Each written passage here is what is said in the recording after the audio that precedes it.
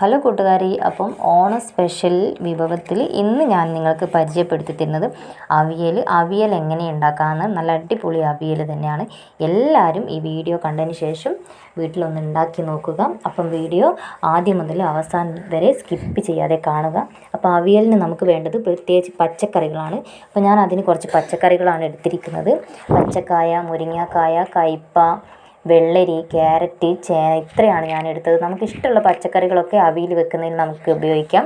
അപ്പോൾ ഞാൻ അതെല്ലാം നല്ല ചെറിയ കഷ്ണങ്ങളാക്കി മുറിച്ചെടുക്കുകയാണ്. മുരിങ്ങക്കായൊക്കെ നമുക്ക് ഇത്ര വലിപ്പം മതി. നല്ല അധികം നീളത്തിൽ അവിയലിൻ്റെ കഷ്ണങ്ങൾ വേണ്ട. എല്ലാം നല്ല ചതുരത്തിൽ, നല്ല ഒരേ വലിപ്പത്തിലും ഒരേ ഷേപ്പിലും നമ്മൾ അതിൻ്റെ കഷ്ണങ്ങളെല്ലാം മുറിച്ചെടുക്കണം.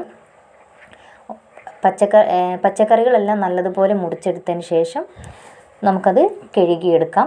അപ്പം സദ്യയിൽ ഏറ്റവും പ്രധാനപ്പെട്ട ഒരു വിഭവം തന്നെയാണ് അവിയൽ. എല്ലാവർക്കും ഇഷ്ടപ്പെടുന്നതാണ്.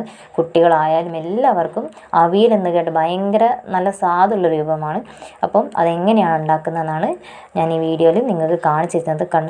ഞാൻ പച്ചക്കറികളെല്ലാം മുറിച്ച് കഴുകിയെടുത്തതിന് ശേഷം അതിലേക്ക് കുറച്ച് കറിവേപ്പിലയും കൂടി ഇട്ട് വെച്ചതാണ്. ഇനി അതിന് വേണ്ട പൊടി കുറച്ച് മഞ്ഞൾപ്പൊടി, ഉപ്പുമാണ് വേണ്ടത്. പിന്നെ ഒരു കപ്പ് തൈരും, ഒരു മുറി തേങ്ങ, പിന്നെ അതിലേക്ക് കുറച്ച് ജീരകം. തേങ്ങ നമ്മൾ നല്ലതുപോലെ അരച്ചെടുക്കുക. അധികം കുഴമ്പ് പരുവത്തിലാവാതെ ഈ ഒരു പാകത്തിൽ നമ്മൾ നല്ലതുപോലെ അരച്ചെടുക്കുക. എന്നതിന് ശേഷം ഒരടുപ്പത്ത് ഒരു ഉരുളി വെച്ച് ഞാൻ അതിലേക്ക് പച്ചക്കറികളെല്ലാം ഇട്ടതിന് ശേഷം കുറച്ച് വെള്ളം, കുറേ വെള്ളം ഒഴിക്കാൻ വേണ്ട, അവിയലിനൊക്കെ കുറച്ച് വെള്ളം മതി. പിന്നെ അതിലേക്ക് മഞ്ഞൾപ്പൊടിയും ആവശ്യത്തിന് ഉപ്പും ചേർത്തതിന് ശേഷം ഇളക്കിയെടുക്കുക.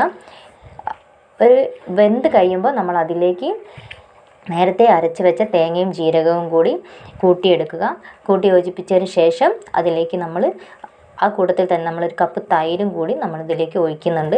അവിയൽ പ്രത്യേകം ശ്രദ്ധിക്കേണ്ടത്, നമ്മൾ വലിയ കൈലുകളൊന്നും ഇട്ട് അവിയൽ നമ്മൾ ഇളക്കരുത്. കാരണം പെട്ടെന്ന് കഷ്ണങ്ങളെല്ലാം ഉടഞ്ഞു പോകാനുള്ള സാധ്യത കൂടുതലുണ്ട്. അപ്പോൾ നമ്മൾ ചെറിയ സ്പൂണൊക്കെ എടുത്ത് ചെറുതായ രീതിയിൽ നമ്മൾ ഇളക്കി കൂട്ടിയെടുക്കണം.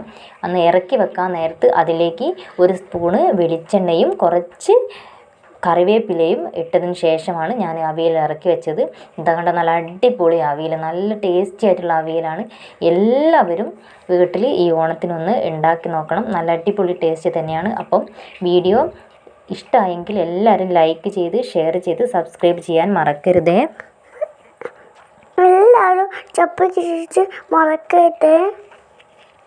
ലൈക്ക് ചെയ്തിട്ട് ചപ്പ മറക്കരുതേ.